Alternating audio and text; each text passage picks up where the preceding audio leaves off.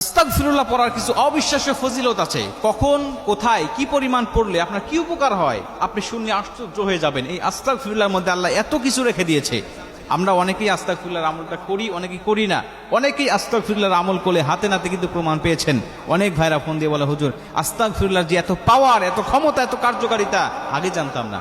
আমি বলছি আপনাকে, আপনি আমলটা শুরু করেন, আজকের থেকে শুরু করেন, 1 মাস 15 দিন করেন, দেখেন আপনার ফলাফল আপনি নিজেই দেখতে পারবেন ইনশাআল্লাহ। আস্তাগফিরুল্লাহর এত একটি পাওয়ার, আল্লাহ পাক আমাদের জন্য একটা সহজ একটি আমল পাঠিয়েছে।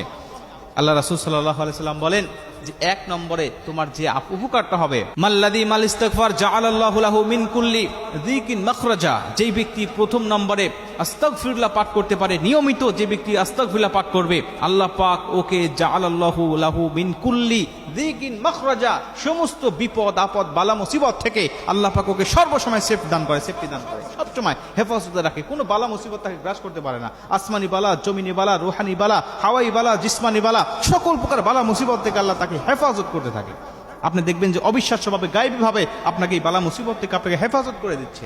আপনি সবসময় মাল্লাযী মাল ইস্তিগফার মানে হলো সবসময় আপনি ইস্তিগফারের সাথে লেগেই থাকবেন, ইস্তিগফার আপনার মুখ দিয়ে পড়তেই থাকবে। মুসলমান ভাইরা আমার, শুধুমাত্র